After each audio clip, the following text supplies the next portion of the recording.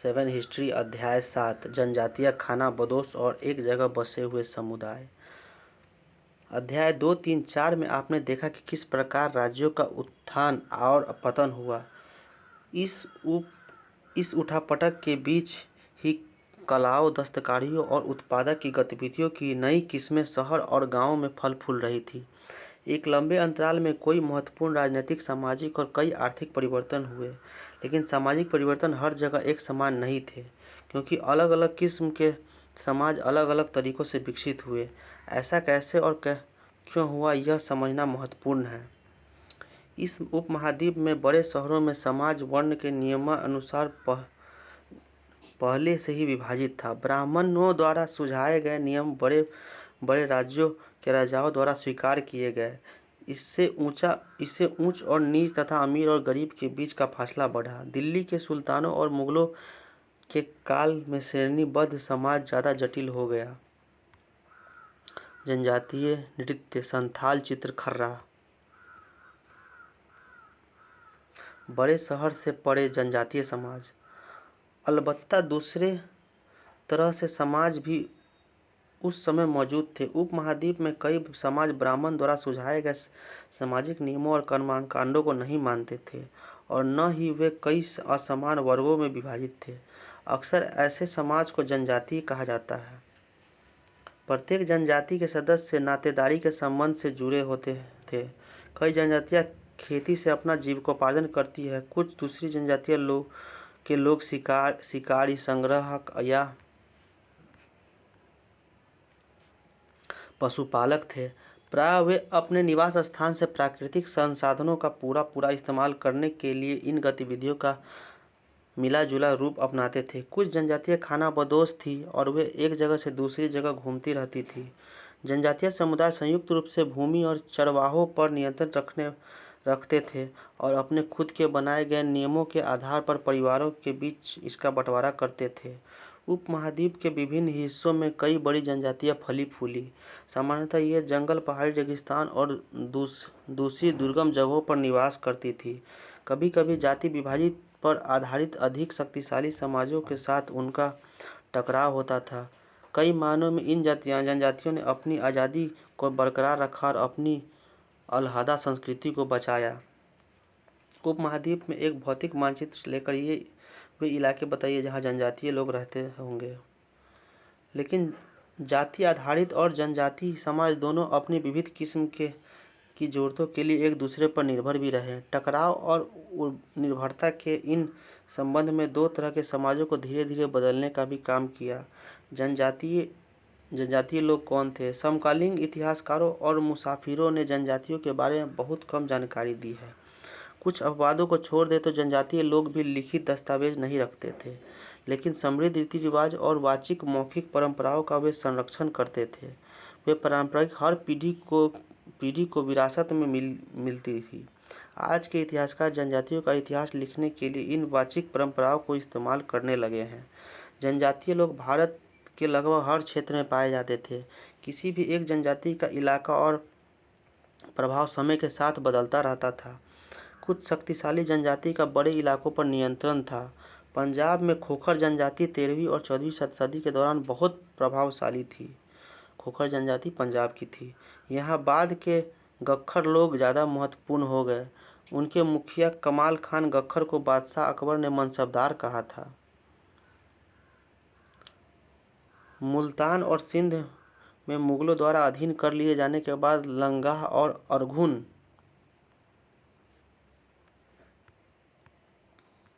लोगों का प्रभुत्व अत्यंत विस्तृत क्षेत्र पर पड़ा। उत्तर पश्चिम में एक और विशाल एवं शक्तिशाली जनजाति थी, बलूच।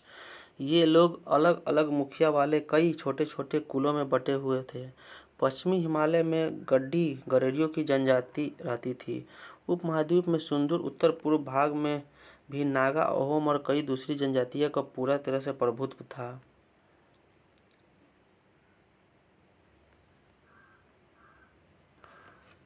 बलूची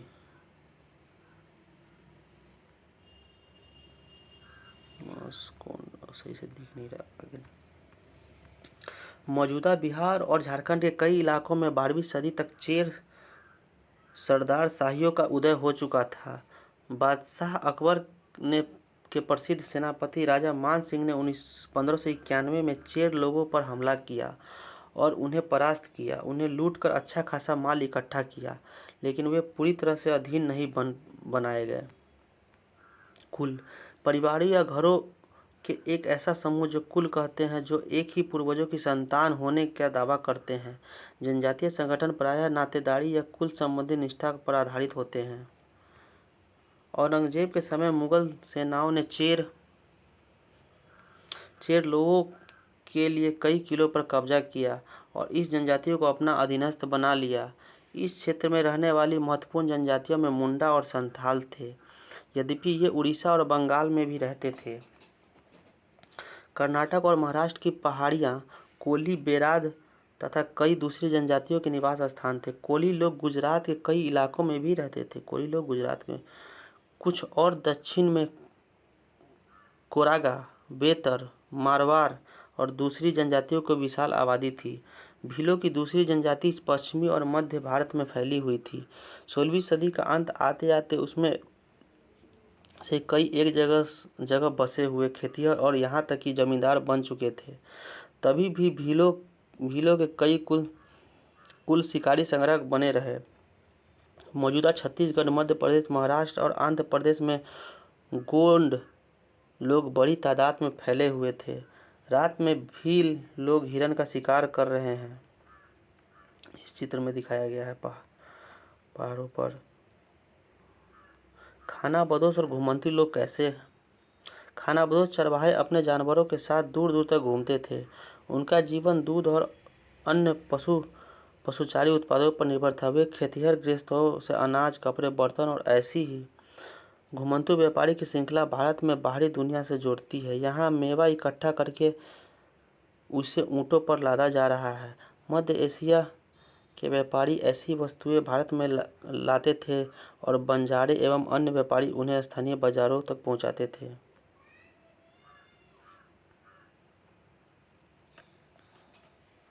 चीज़ों के लिए ऊन, घी इत्यादि का विनिमय भी करते थे। कुछ खानाबदोश अपने जानवरों पर सामानों की ढुलाई का काम करते थे। एक जगह से दूसरी जगह आते जाते सामानों की खरीद फरोख्त करते थे। बंजारा लोग सबसे महत्वपूर्ण व्यापारी खानाबदोश थे। उनका कारोबार टांडा कहलाता था। सुल्तान अलाउद्दीन खिलजी बंजारों का ही इस्तेमाल नगर के बाजारों तथा अनाज की ढुलाई के लिए करते थे। बादशाह जहांगीर ने अपने संस्मरणों में लिखा है कि बंजारे विभिन्न इलाकों से अपने बैलों पर अनाज ले जाकर शहरों में बेचते थे। सैन्य अभियानों के दौरान वे मुगल सेना के लिए खाद्यान्नों की ढुलाई का काम करते थे। किसी भी विशाल सेना के लिए 1 लाख बैल अनाज ढोते थे।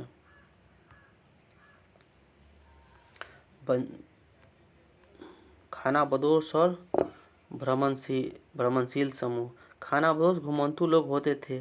उनमें कई पशुचारी भी होते थे और अपनी रेवड़ और पशुवृंद के साथ एक चारागाह से दूसरे चारागाह घूमते रहते थे।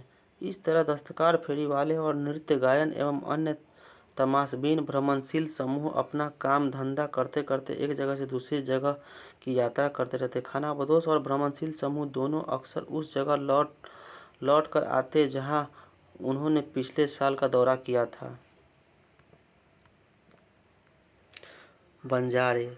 17वीं सदी के आरंभ में भारत आने वाले अंग्रेजी व्यापारी पीटर मंडी ने बंजारों का वर्णन किया। सुबह हमारी मुलाकात बंजारों के एक टांडा से हुई, जिसमें 14,000 बैल थे। सारे पशु गेहूं और चावल जैसे अनाज से लदे हुए थे। ये बंजारे लोग अपनी पूरी घर गृहस्थी, बीवी और बच्चे अपने साथ लेकर चलते थे। एक टांडा में कई परिवार होते थे। उसका जीने का तरीका उन भारवाहकों से मिलता जुलता था जो लगातार एक जगह से दूसरी जगह जाते रहते हैं। गाय बैल उनके अपने होते हैं। कई बार वे सौदागरों के द्वारा भाड़े पर नियुक्त किए जाते हैं, लेकिन ज़्यादातर वे खुद सौदागर होते हैं। अनाज जहाँ सस्ता उपलब्ध हो वहाँ से वो खरीदते हैं और अन्य जगह ले जाते हैं जहाँ वो महंगा हो। वहाँ से वे फिर ऐसी चीज़ें लाद लेते हैं जो किसी और जगह मुनाफे के साथ बेची जा सकती है। टांडा में 6 से 700 लोग हो सकते हैं। वे एक दिन में 6 या 7 मील से ज़्यादा सफ़र नहीं करते। यहाँ तक कि ठंड के मौसम में अपने गाय बैलों पर के से सामान उतारने के बाद वे उन्हें चराने के लिए खुला छोड़ देते हैं, क्योंकि वहाँ ज़मीन पर्याप्त है और उन्हें रोकने वाला कोई नहीं। पता करें कि आजकल गांव के शहरों तक अनाज ले जाने का काम कैसे होता है। बंजारों के तौर तरीकों से यह किस मायने में भिन्न समान है। कई पशुचारी जनजातियां मवेशी और घोड़ों जैसे जानवरों का पालन पोषण और संपन्न लोगों के हाथ उन्हें बेचने का काम करती हैं। छोटे मोटे फेरीवालों की विभिन्न जातियां भी एक गांव से दूसरे गांव भ्रमण करती हैं। ये लोग रस्सी, सरकंडे की चीज़ें, फूस की चटाई और मोटे बोरे जैसी माल बनाते और बेचते हैं। कभी कभी भिक्षुक लोग भी घुमंतू सरदारों का काम करते थे। नर्तकों, गायकों और अन्य तमाशबीनों की भी जातियाँ थी जो विभिन्न नगरों और गांवों में कमाई के लिए अपनी कला का प्रदर्शन करती थी। कांच से मगरमच्छ कुटिया कोंड जनजाति उड़ीसा द्वारा बनाई गई है। बदलता समाज, नई जातियाँ और श्रेणियाँ। जैसे जैसे अर्थव्यवस्था और समाज की ज़रूरतें बढ़ती गई, नए हुनर वाले लोगों की आवश्यकता पड़ी। वर्णों के भीतर छोटी छोटी जातियाँ उभरने लगी। उदाहरण के लिए ब्राह्मणों के बीच नई जाति सामने आई। दूसरी ओर कई जनजातियों और सामाजिक समूहों को जाति विभाजित समाज में शामिल कर लिया गया और उन्हें जातियों का दर्जा दे दिया गया। विशेषज्ञता प्राप्त शिल्पियों, सुनार, लोहार, बढ़ई और राजमिस्त्रियों को भी ब्राह्मणों द्वारा जातियों के रूप में मान्यता दे दी गई। वर्ण की बजाय जाति समाज के संगठन का आधार बनी। जाति पर विचार विमर्श। वर्तमान तमिलनाडु के तिरुचिरापल्ली तालुक में स्थित उय्याकोंडन उदयर के 12वीं शताब्दी के अभिलेख में ब्राह्मणों की एक सभा की विचार विमर्श का वर्णन मिलता है। वे रथकारों, शाब्दिक अर्थ रथ बनाने वाले लोगों की सामाजिक स्थिति पर विचार विमर्श कर रहे थे। उन्होंने इस जाति के कामकाज तय किए जिनमें वास्तुकला, रथों और गाड़ियों का निर्माण, मंदिर द्वारा बनाना, मूर्तियों और स्थापित करना, बलि के लिए लकड़ियों के बने साज सामान तैयार करना, मंडप बनाना और राजा के लिए जेवर बनाना शामिल थे।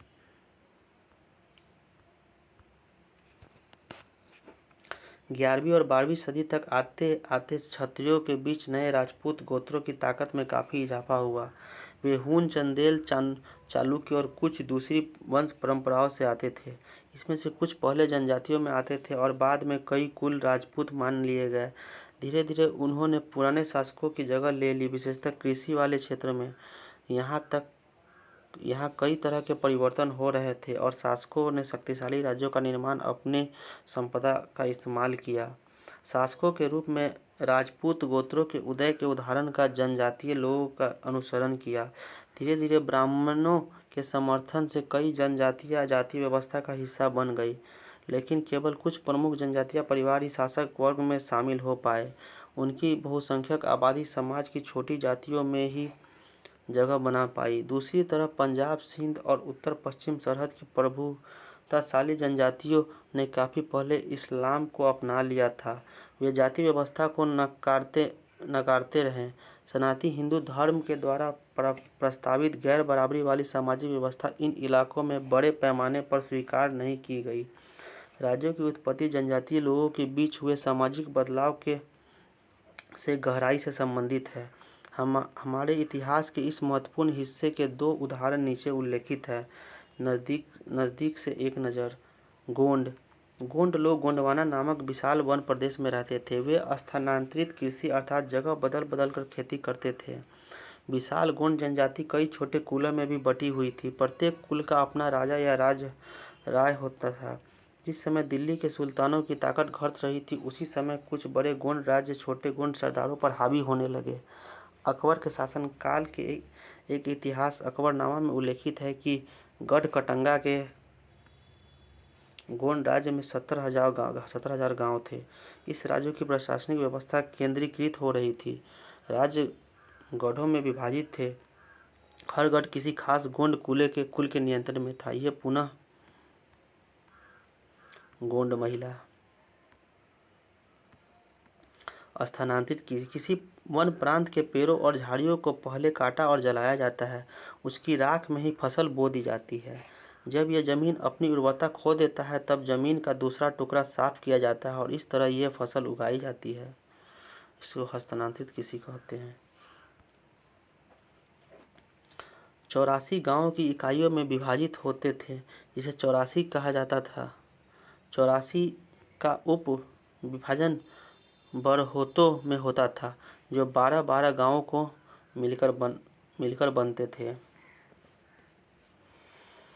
बड़े राज्यों के उदय में गोंड समाज के चरित्र को बदल डाला। उनका मूलतः बराबरी वाले समाज धीरे धीरे असमान सामाजिक वर्गों में विभाजित हो गया। ब्राह्मण लोगों को गोंड राजाओं से अनुदान में भूमि प्राप्त की और अधिक प्रभावशाली बन गए। गोंड सरदारों को अब राजपूतों के रूप में मान्यता प्राप्त करने की चाहत हुई।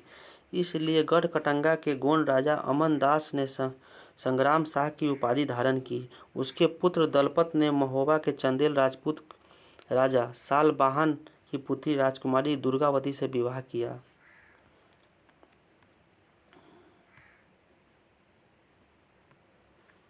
गोंडवाना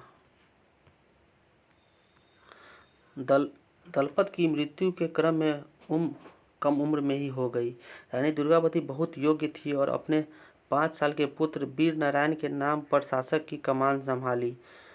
उसके समय में राज्य का और अधिक विस्तार हुआ। 1565 के आसिफ खान के नेतृत्व में मुगल सेनाओं ने गढ़कटंबा का हमला कर दिया। रानी दुर्गावती ने इसका जमकर सामना किया।